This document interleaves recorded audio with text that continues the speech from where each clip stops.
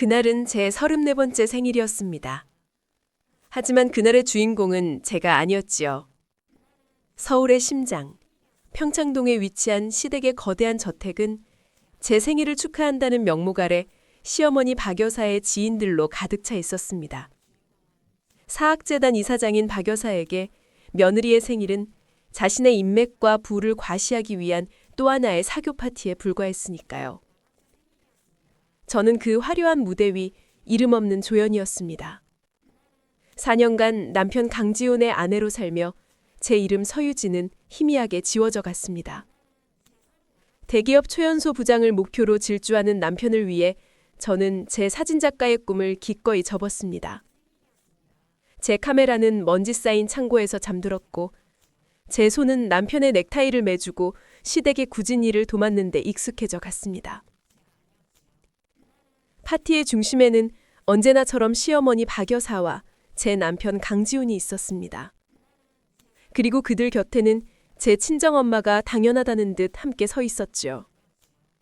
제 엄마는 어릴 적부터 저보다 제 남편 지훈 씨를 더 아꼈습니다. 명문대를 나와 대기업에 다니는 사위가 돈 안 되는 예술을 하겠다던 딸보다 훨씬 더 자랑스러운 존재였으니까요. 엄마는 박 여사 앞에서 저를 깎아내리며 사위를 칭찬하는 것으로 자신의 가치를 증명하려 했었습니다. 우리 유진이는 어릴 때부터 저렇게 요령이 없어서 야무진 지훈 서방이 아니었으면 어쩔 뻔했나 몰라요. 그 말이 제 가슴을 얼마나 후벼 파는지 엄마는 아마 평생 모를 겁니다. 생일 케이크의 촛불이 꺼지고 박수가 잦아들었을 때였습니다. 박 여사가 와인잔을 높이 들며 제게 말했습니다. 아가, 생일 축하한다. 올해는 네 엄마가 아주 특별한 선물을 준비했다더구나. 모든 사람의 시선이 제 엄마에게로 향했습니다. 엄마는 수줍은 듯 그러나 어딘가 결연한 표정으로 제 앞에 섰습니다. 그리고는 제 손 대신 제 옆에 서 있던 남편 지훈 씨의 팔짱을 꼭 끼웠습니다.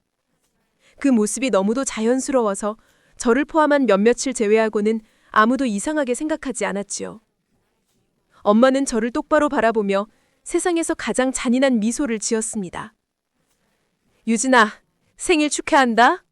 엄마가 네게 주는 마지막 선물이야. 이제 이 사람 옆자리는 엄마가 지켜야 할 것 같구나. 정적이 흘렀습니다. 무슨 말인지 이해할 수 없었습니다. 엄마의 농담이겠거니 애써 웃으려 했지만 입꼬리가 경련처럼 떨렸습니다. 하지만 이어지는 엄마의 말은 제 마지막 희망마저 산산조각 냈습니다. 네 아빠가 평생 채워주지 못했던 성공에 대한 갈증을 엄마는 우리 지훈 서방을 보며 채웠단다. 그리고 이 사람은 너처럼 꿈만 쫓는 아내가 아니라 자신의 야망을 이해하고 함께 달려줄 파트너가 필요해. 바로 나 같은 사람 말이다. 그 순간 저는 주변을 둘러보았습니다. 충격과 경악으로 저를 바라보는 몇몇 손님들과 달리 시어머니 박 여사는 만족스러운 미소로 고개를 끄덕이고 있었습니다. 그리고 제 남편 강지훈은 끝내 제 눈을 마주치지 못한 채 고개를 떨구고 있었지요. 침묵. 그것은 세상에서 가장 확실한 긍정이었습니다. 제 혈육과 제 사랑이 제 시어머니의 암묵적인 동의 아래 저를 완벽하게 배신한 것입니다. 손에 들고 있던 샴페인 잔이 위태롭게 흔들렸습니다. 제 손을 떠난 잔은 차가운 대리석 바닥으로 추락했습니다. 쨍그랑! 날카로운 파열음과 함께 금빛 액체와 유리 파편이 사방으로 튀었습니다.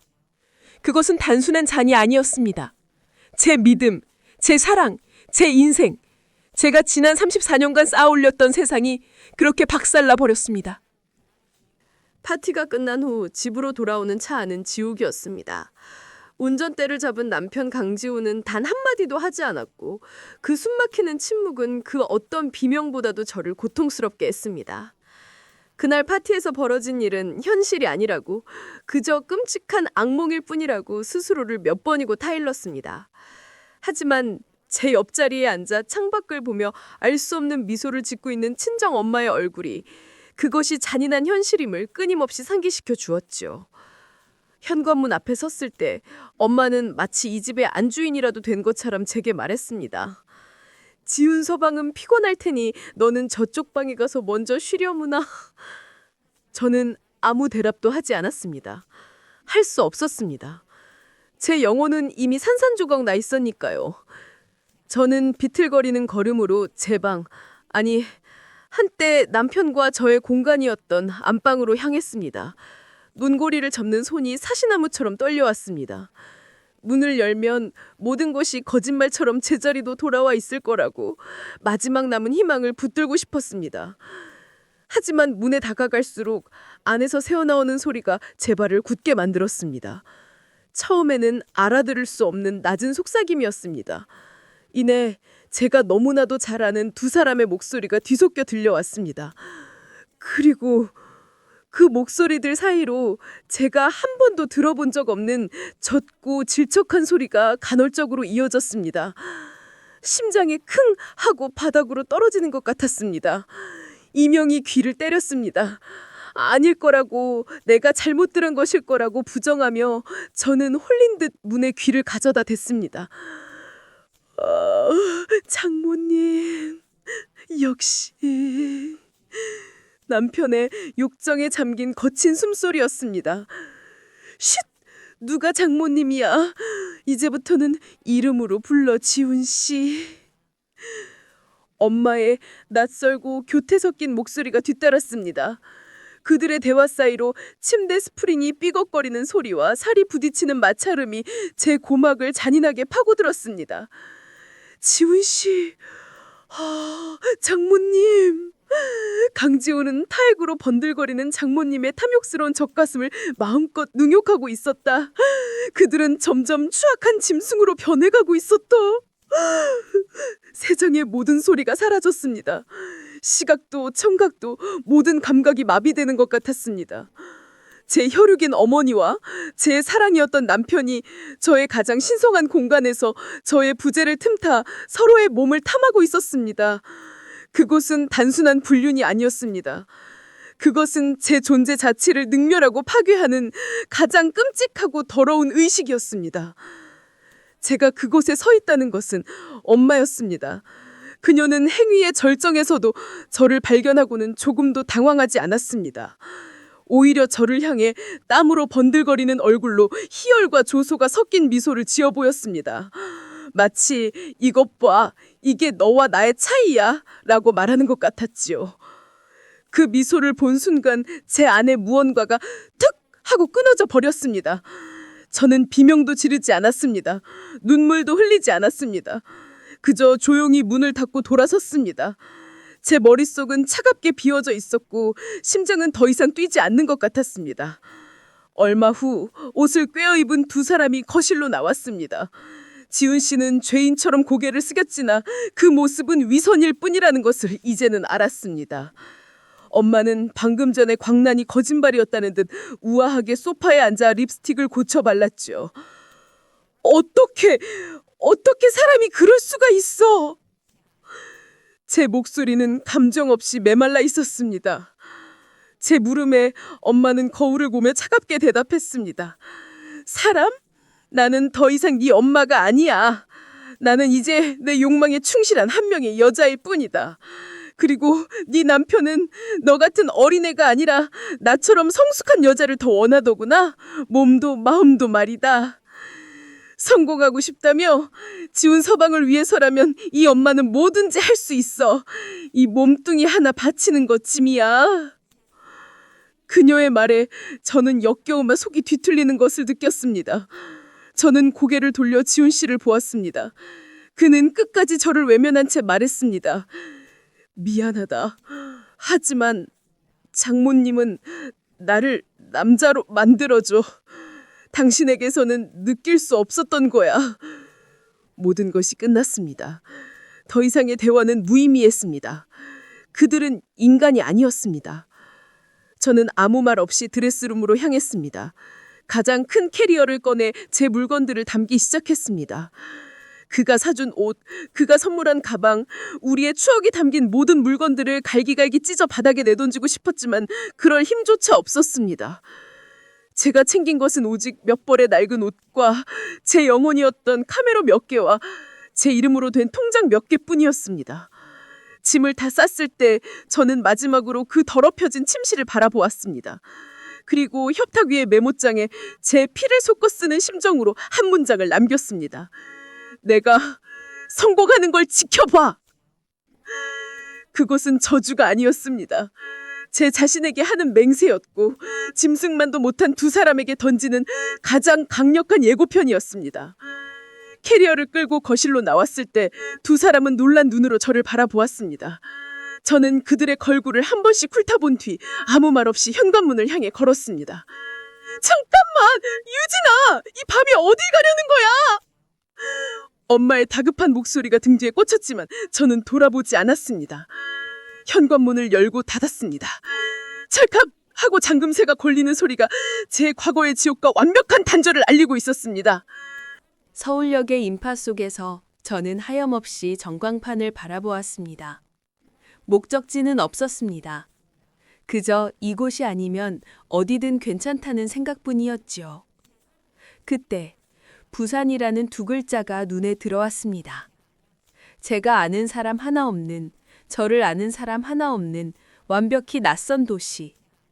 저는 망설임 없이 부산행 KTX 표를 끊었습니다. 부산역에 도착했을 때 훅 끼쳐오는 습한 바닷바람이 오히려 저를 위로하는 것 같았습니다. 제가 가진 것은 캐리어 하나와 공동명의 계좌에서 급히 빼낸 약간의 생활비가 전부였습니다. 그 돈으로 해운대와는 거리가 먼 낡은 동네의 작은 옥탑방을 구했습니다. 창문 밖으로는 옆 건물의 벽만 보이는 햇볕조차 제대로 들지 않는 곳이었지만 저에게는 세상에서 가장 안전한 피난처였습니다. 그곳에서 저는 생존해야 했습니다. 서울에 두고 온 모든 것을 되찾기 위해서가 아니라 서유진이라는 사람으로 다시 살아가기 위해서였습니다. 하지만 현실의 벽은 상상 이상으로 높고 차가웠습니다. 가장 먼저 저를 절망시킨 것은 돈이었습니다. 제 이름으로 된 재산은 거의 없었고 남편 명의로 된 재산은 이혼 소송이 끝나기 전까지는 손댈 수 없었습니다. 친정엄마는 이미 제게 등을 돌린 지 오래. 급한 대로 일자리를 구하려 했지만 4년의 경력 단절과 마흔을 바라보는 나이는 어디에서도 환영받지 못했습니다. 40대 주부에게 맡길 만한 일은 없네요. 사진이요? 그걸로 밥 벌어먹고 살 수 있겠어요? 차가운 거절의 말들은 비수가 되어 제 가슴에 박혔습니다. 하루는 너무 배가 고파 편의점 폐기 삼각김밥으로 끼니를 때우며 처량하게 길을 걷다 고급 레스토랑 창가에 앉아있는 남녀를 보았습니다. 제 남편과 제 엄마였습니다. 두 사람은 부산으로 출장을 온 듯 와인을 마시며 행복하게 웃고 있었습니다. 그 순간 저는 비참함에 온몸이 떨려왔습니다. 그날 밤 저는 옥탑방에 돌아와 낡은 카메라를 끌어안고 짐승처럼 울었습니다. 모든 것을 포기하고 싶었습니다. 그들의 행복을 저주하며 제 불행을 끌어안은 채 쓰러져 버리고 싶었습니다. 얼마나 울었을까요? 눈물마저 말라버린 새벽, 저는 문득 창밖을 보았습니다. 어둠 속에서도 이름 모를 작은 풀 하나가 시멘트 바닥 틈새를 비집고 꿋꿋하게 자라나고 있었습니다. 그 작은 생명력이 기적처럼 제 마음을 흔들었습니다. 이렇게 죽을 수는 없었습니다. 이렇게 무너질 수는 없었습니다. 저는 자리에서 일어나 컴퓨터를 켰습니다. 그리고 마지막 남은 자존심을 걸고 한 마케팅 에이전시의 채용 공고에 지원서를 넣기 시작했습니다. 정규직도 대단한 자리도 아니었습니다. 콘텐츠 제작 계약직이라는 작은 자리였지요. 이력서에는 4년의 공백 대신 제가 찍었던 사진들로 채워넣은 포트폴리오를 첨부했습니다. 믿져야 본전이라는 심정이었습니다. 하지만 그 작은 행동이 제 인생을 송두리째 바꿀 마지막 기회라고는 그때는 미처 알지 못했습니다. 며칠 후 절망에 익숙해져 있던 제 휴대폰이 짧게 울리며 낯선 번호로부터 한 통의 문자가 도착했습니다. 오네노페입니다. 서유진님, 포트폴리오가 인상 깊어 연락드렸습니다. 내일 면접 가능하실까요? 그 16글자가 꺼져가던 제 세상에 다시 불을 붙이는 작은 불씨가 되어 주었습니다.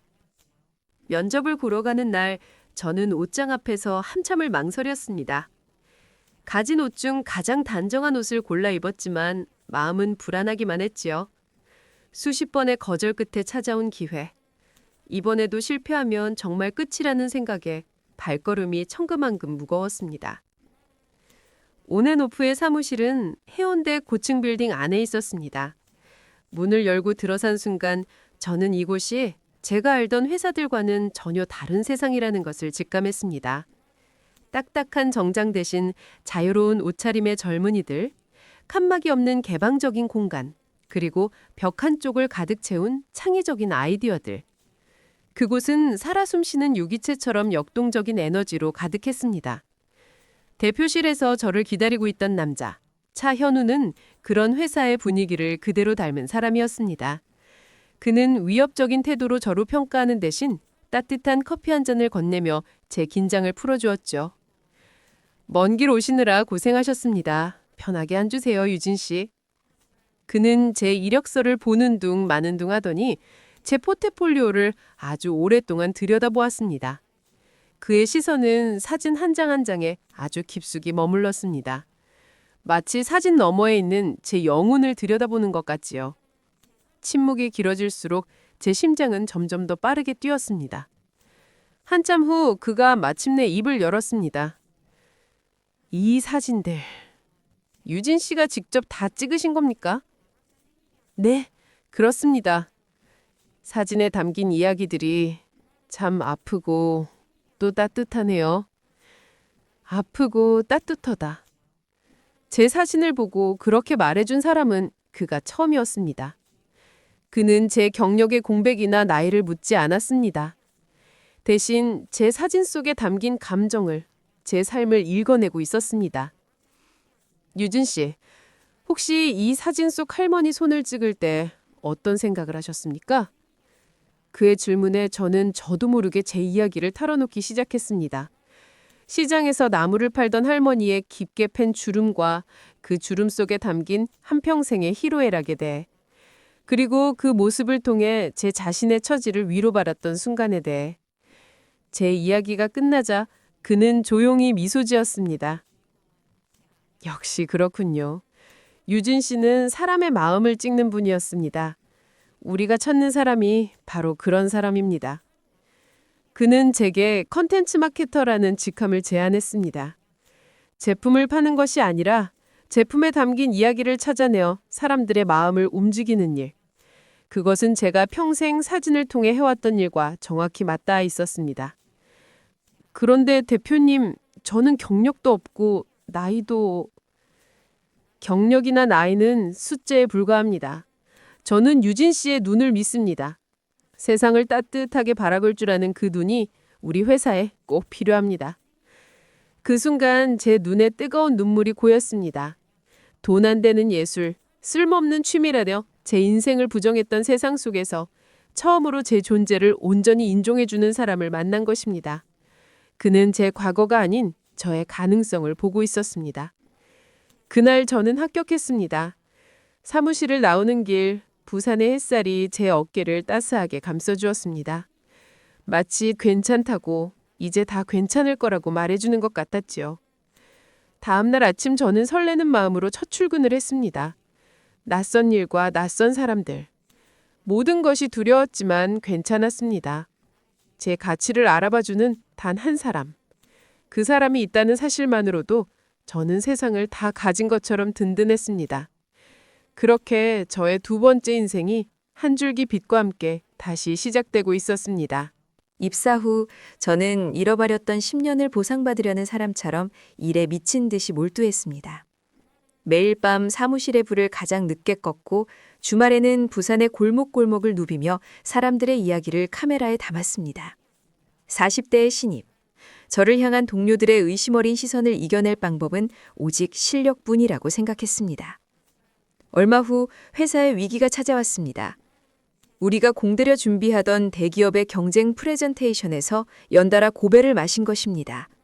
회사의 분위기는 무겁게 가라앉았고 차현유 대표의 얼굴에도 수심이 가득했지요. 마지막 기회는 부산의 한 작은 수제 맥주 브랜드의 리뉴얼 프로젝트였습니다. 모두가 포기하려던 그 프로젝트를 제가 맡겠다고 자원했습니다. 저는 일주일간 양조장에서 살다시피 했습니다.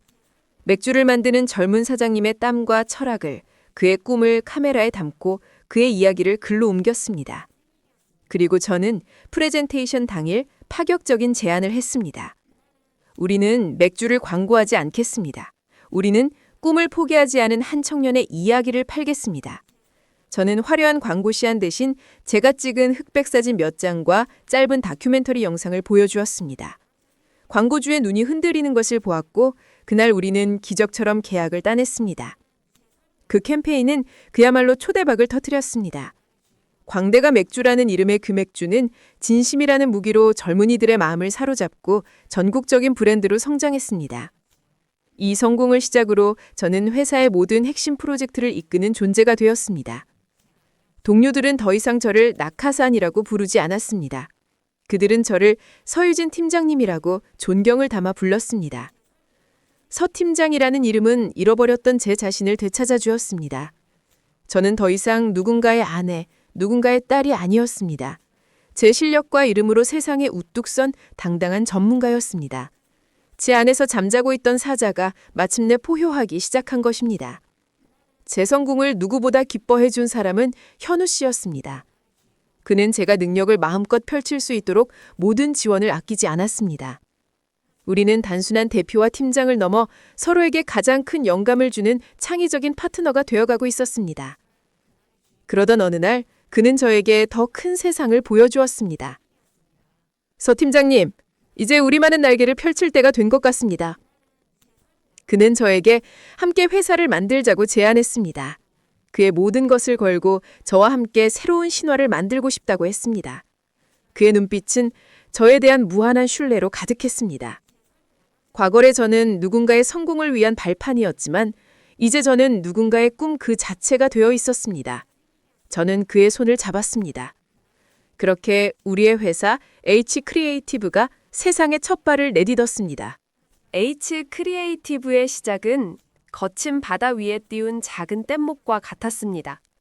단둘뿐인 사무실, 자본도 인맥도 부족했지요. 우리는 수없이 문을 두드리고 수없이 거절당했습니다. 하지만 이상하게도 전혀 외롭거나 두렵지 않았습니다. 제 곁에는 세상 누구보다 저를 믿어주는 단 한 사람, 차현우 씨가 있었으니까요. 우리는 함께 밤을 새우며 제안서를 썼고 함께 발로 뛰며 클라이언트를 만났습니다. 작은 성공에 아이처럼 함께 기뻐했고 큰 실패 앞에서는 서로의 어깨를 말없이 다독여 주었습니다. 그 시간 속에서 우리는 비즈니스 파트너를 넘어 서로의 삶에 가장 깊숙이 스며들었습니다. 저는 현우 씨를 보며 진정한 어른의 관계가 무엇인지 배웠습니다. 그것은 서로에게 의존하거나 서로를 소유하는 것이 아니었습니다. 각자의 세상에 오롯이 선 두 사람이 서로를 존중하고 지지하며 더 큰 세상을 함께 만들어 나가는 것이었죠. 과거의 제 사랑이 저를 지우는 것이었다면 지금의 제 사랑은 저를 더욱 선명하게 만드는 것이었습니다. 어느 비 오는 날 밤이었습니다. 또 하나 프로젝트가 무산되고 우리는 허탈한 마음에 사무실 근처 포장마차에서 소주잔을 기울이고 있었지요. 제가 다 저 때문인 것 같아요. 라며 자책하자 그가 제 손을 따뜻하게 감싸주었습니다. 아닙니다. 유진 씨는 제가 아는 사람 중에 가장 강한 사람이에요. 그리고 유진 씨는 혼자가 아니에요. 제가 있잖아요. 그의 덤덤한 위로에 제 마음의 모든 벽이 허물어져 내렸습니다. 저는 그날 그에게 저의 아픈 과거를 모두 털어놓았습니다. 남편과 그리고 엄마의 끔찍한 배신까지. 그는 제 이야기를 묵묵히 들어주었습니다. 어떤 판단도 동정도 하지 않았습니다. 그저 제 아픔을 자신의 아픔처럼 함께 아파해 주었죠. 그날 이후 우리는 연인이 되었습니다. 일과 사랑의 경계가 무의미할 만큼 우리는 서로의 삶 그 자체가 되어갔습니다. 회사는 기적처럼 성장하기 시작했고 우리는 마침내 작은 사무실을 벗어나 번듯한 오피스로 이전하게 되었습니다. 이사를 마친 첫날 밤 우리는 텅 빈 사무실 바닥에 앉아 와인을 마셨습니다. 통유리창 너머로 부산의 야경이 보석처럼 펼쳐져 있었죠. 그가 제게 물었습니다. 행복합니까? 저는 대답 대신 그의 입술에 조용히 입을 맞췄습니다. 그날 밤 우리는 처음으로 서로의 몸을 나누었습니다. 그것은 과거의 기억처럼 더럽고 추악한 욕망의 배설이 아니었습니다. 서로의 상처를 보듬고 서로의 영혼을 위로하는 성스러운 의식이었습니다. 그의 손길은 조심스럽고 제 몸에 새겨진 아픈 기억들을 하나하나 지워주는 듯 했습니다. 그는 제 옷을 벗겨낸 것이 아니라 제가 스스로를 가두고 있던 갑옷을 한 겹 한 겹 벗겨내 주었습니다. 그의 단단한 가슴에 얼굴을 묻었을 때 저는 처음으로 완벽한 안정감을 느꼈습니다. 그의 심장 소리가 세상의 모든 소음으로부터 저를 지켜주는 것 같았지요. 그는 제 몸 구석구석에 입을 맞추며 속삭였습니다. 당신은 세상에서 가장 아름답고 귀한 사람입니다. 그의 목소리는 제게 내려진 축복과도 같았습니다. 저는 그의 다정한 애무에 응답하며 제 손길로 그의 몸을 어루만졌습니다. 그의 등근유제의 단단함과 그의 거친 숨결 속에서 저는 그가 짊어지고 있던 삶의 무게와 외로움을 느낄 수 있었습니다. 우리는 서로의 몸을 통해 말로는 다 할 수 없었던 깊은 위로와 공감을 나누었죠. 밤이 깊어갈수록 우리의 몸은 더욱 뜨겁게 하나가 되었습니다. 그의 움직임은 격렬했지만 난폭하지 않았고 제 신음은 고통이 아닌 환희의 외침이었습니다. 우리는 서로의 눈을 바라보며 서로의 이름을 불렀습니다. 그것은 단순한 쾌락을 넘어선 두 영혼의 완벽한 합일이었습니다.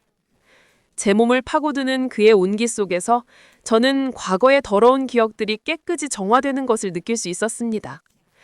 저는 비로소 사랑을 나누는 행위가 얼마나 아름답고 신성한 것인지를 깨달을 수 있었습니다. 우리의 회사는 기적처럼 성장했고 업계의 주목을 받는 신성으로 떠올랐습니다. 그리고 마침내 우리가 꿈에 그리던 큰 계약을 따내던 어느 날 그는 제게 프로포즈를 했습니다. 그는 화려한 이벤트 대신 우리가 처음 계약을 따내던 그 사제 맥주집으로 저를 데리고 갔습니다. 그리고는 맥주 거품이 가득한 잔을 앞에 두고 제게 작은 반지를 건네봤습니다. 유진 씨, 나는 당신의 아픔까지 사랑할 준비가 되었습니다. 당신의 상처에 딱지가 않고 새살이 돋아나는 모든 과정을 평생 옆에서 함께하고 싶습니다. 나의 비즈니스 파트너가 되어주었듯 이제는 나의 인생 동반자가 되어주십시오. 나와 결혼해 주십시오. 저는 눈물을 흘리며 고개를 끄덕였습니다. 그 눈물은 과거의 모든 상처를 씻어내는 정화의 눈물이었습니다. 저는 마침내 저를 온전히 사랑해주고 제 존재를 세상의 그 무엇보다 귀하게 여겨주는 사람을 만난 것입니다. 일과 사랑, 그리고 잃어버렸던 제 자신까지. 저는 제 손으로 제 인생의 완벽한 행복을 완성해가고 있었습니다. 6년은 시간이 흘렀습니다.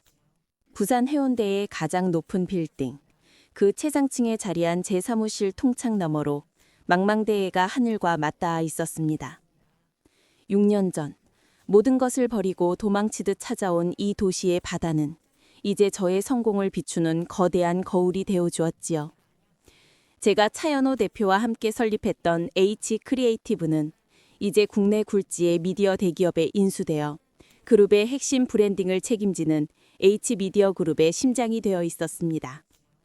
그리고 저는 그 심장을 움직이는 최고 운영 책임자 서유진이었습니다.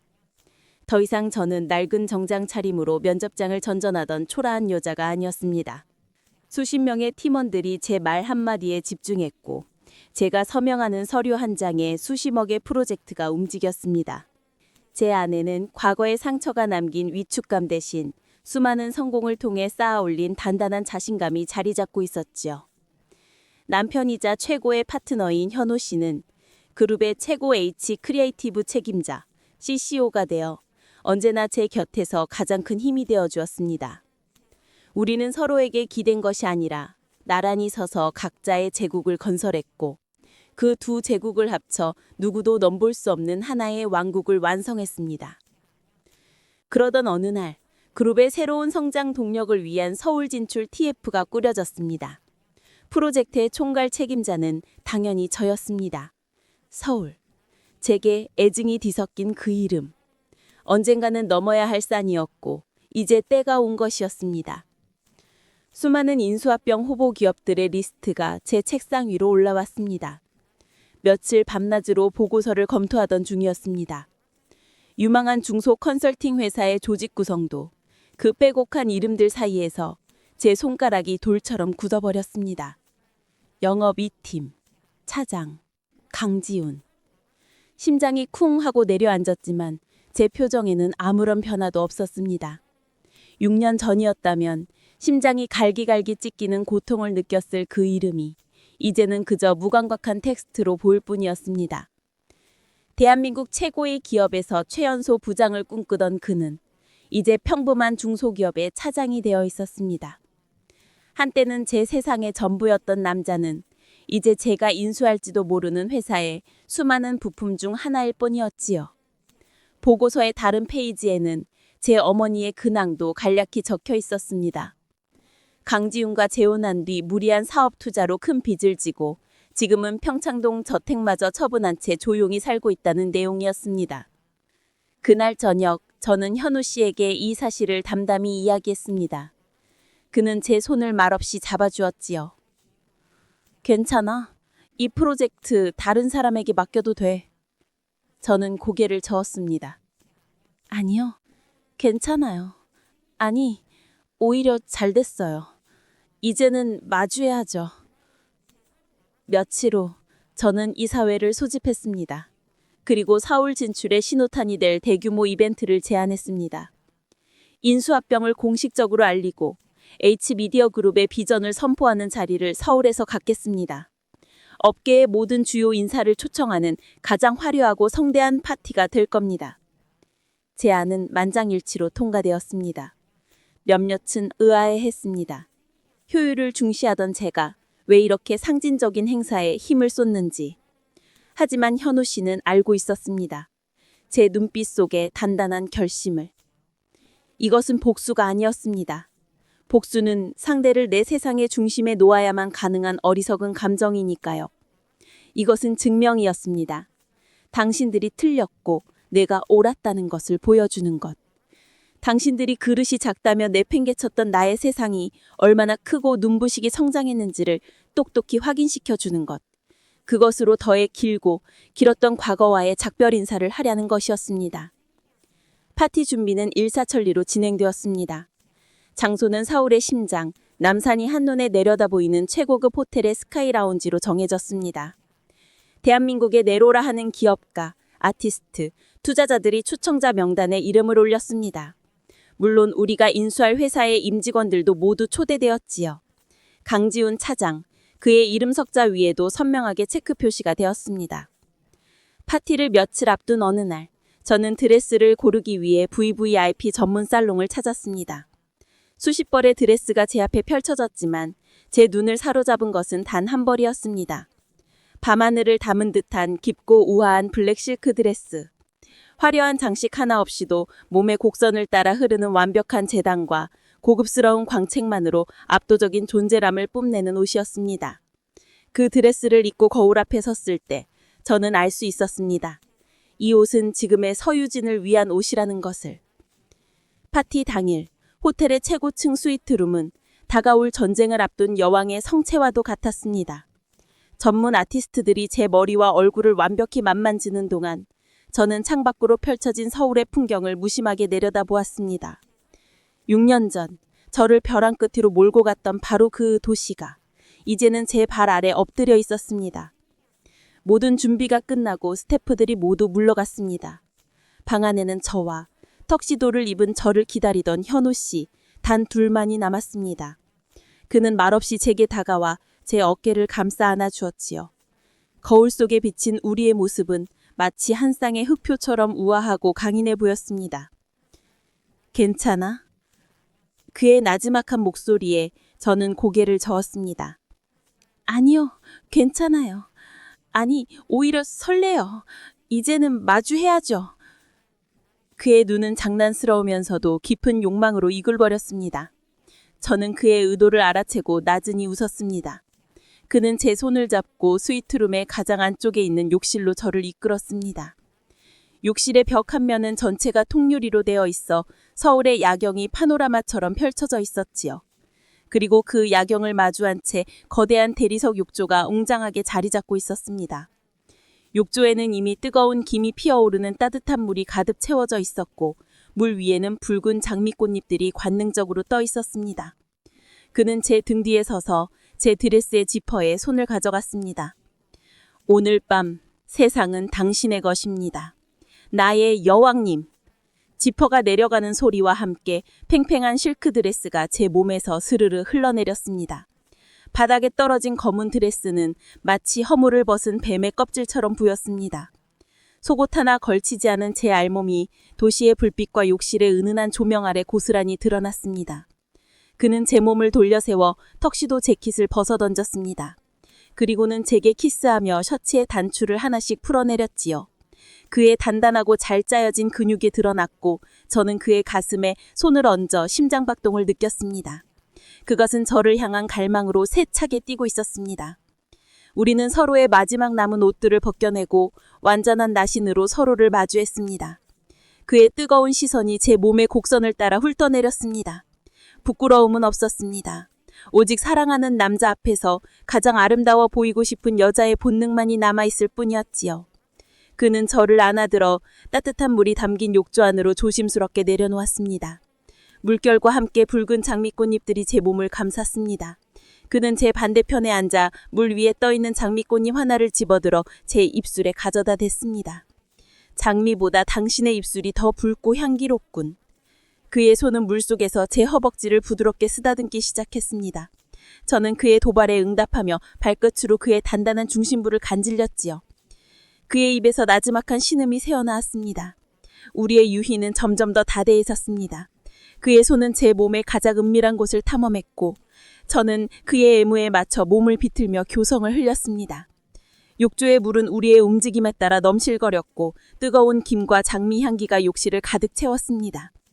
저는 그의 위로 올라가 그의 입술을 거칠게 탐했습니다. 우리의 혀가 뒤엉켰고 타액이 섞였습니다. 저는 그의 어깨를 깨물며 제 안에 그를 받아들일 준비가 되었다는 것을 알렸지요. 그는 저를 들어올려 욕조의 가장자리에 걸쳐 앉았습니다.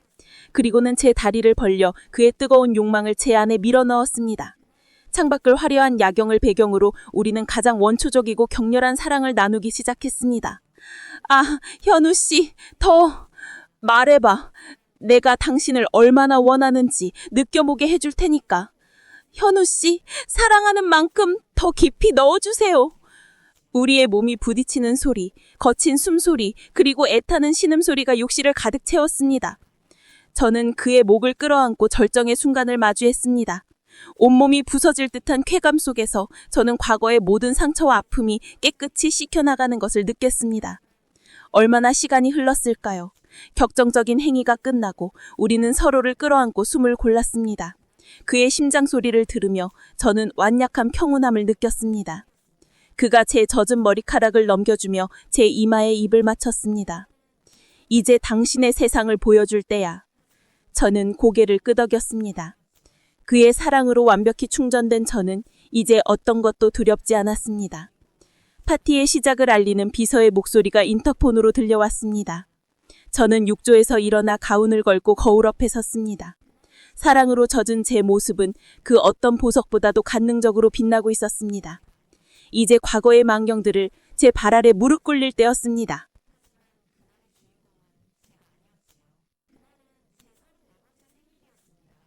서울의 밤이 발 아래 카페처럼 펼쳐진 스카이 라운지. 그곳은 제가 창조한 세상의 중심이었습니다. 저는 남편 현우 씨와 함께 대한민국의 권력과 부를 움직이는 수많은 사람들의 축하를 받으며 파티의 주인공으로 서 있었지요. 제 존재감은 그 어떤 보석보다도 화려하게 빛났고 제 미소에는 한치의 흔들림도 없는 평온함이 깃들어 있었습니다. 얼마나 지났을까요? 파티장의 한쪽 구석에서 초라하고 불안한 기색의 세 사람이 저를 바라보고 있는 것을 발견했습니다. 6년의 세월이 핥히고 간 흔적이 역력한 박 여사와 화려함을 잃고 생기에 굶주린 듯한 제 어머니. 그리고 야망 대신 피로와 체념만이 남은 얼굴의 강지훈이었습니다. 그들은 이 눈부신 세상에 속하지 못한 이방인처럼 어색하게 서성이고 있었죠. 제가 그들을 발견했다는 것을 눈치채자 그들이 마지못해 제게로 다가왔습니다. 박 여사가 애써 옛 시어머니의 위엄을 되찾으려는 듯 뻣뻣한 목소리로 말을 건넸습니다. 네가 이런 대단한 사람이 될 줄은 몰랐구나. 칭찬으로 듣겠습니다, 여사님. 제 대답은 더없이 평온했습니다. 저는 제 어머니를 바라보았습니다. 그녀의 눈에는 질투와 후회, 그리고 이해할 수 없다는 경멸이 뒤섞여 있었습니다. 그녀는 끝내 제게 아무 말도 하지 못했죠. 마지막으로 강지훈 씨가 제 앞에 섰습니다. 그는 차마 제 눈을 마주치지 못하고 바닥만 내려다보며 중얼거렸습니다.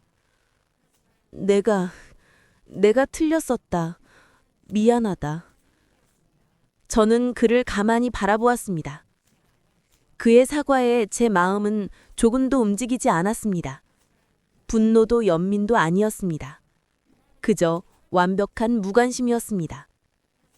그는 더 이상 제 인생에 어떤 영향도 미칠 수 없는 희미한 과거의 흔적일 뿐이었습니다. 저는 그들 모두를 향해 제 인생에서 가장 진심 어린 미소를 지어 보였습니다. 아닙니다. 저는 오히려 세 분께 감사하고 있습니다. 그날 저를 그토록 처절하게 버려주지 않으셨다면 지금의 저도 없었을 테니까요. 제 말의 의미를 깨달은 그들의 얼굴이 하얗게 질려갔습니다. 어떤 욕설이나 저주보다도 저의 이 평온한 감사가 그들에게는 가장 잔인한 복수가 되었을 것입니다. 저는 그들을 뒤로하고 제 세상의 중심으로 다시 걸어나갔습니다. 그리고 아주 오랜 시간이 흘렀습니다. 어느덧 이른을 바라보는 중년이 된 저는 이제 경영의 최전선에서 물러나 남편 현우 씨와 함께 조용한 노년을 보내고 있습니다. 오늘 바로 이곳에서 저의 칠순잔치가 열리고 있지요. 제 곁에는 사랑하는 남편과 저희를 뒤를 이어 그룹을 유훌륭하게 이끌고 있는 아들과 딸, 그리고 눈에 넣어도 아프지 않을 손주들이 함께하고 있습니다. 저는 샴페인 잔을 들고 수십 년 전 그날처럼 창밖으로 펼쳐진 서울의 야경을 내려다봅니다. 이제 저는 압니다. 진정한 성공이란 나를 배신한 사람들을 무너뜨리고 그들 위에 군림하는 것이 아니라는 것을. 진정한 성공이란 어떤 절망 속에서도 나 자신을 포기하지 않고 나의 가치를 스스로 증명해내며 마침내 내 삶의 온전한 주인이 되는 것. 그리고 그 길 위에서 만난 소중한 사람들과 함께 어제보다 더 나은 오늘을 만들어 나가는 것. 그것이 바로 진짜 행복이라는 것을 말입니다. 과거의 상처는 이제 희미한 흉터로 남아 제가 얼마나 강한 사람인지를 증명해주는 훈장이 되었습니다. 저는 저를 버렸던 그들을 용서하지는 않았습니다. 하지만 더 이상 미워하지도 않습니다. 그들은 그저 제가 더 높은 곳으로 날아오를 수 있도록 등을 떠밀어준 어리석고 불쌍한 사람들이었을 뿐이니까요. 서울의 밤은 여전히 아름답습니다. 그리고 그 아름다운 야경 아래 저는 제 인생에서 가장 완벽한 평화를 누리고 있습니다. 감사합니다. 더 좋은 사연으로 뵙겠습니다. 구독, 좋아요 부탁드립니다.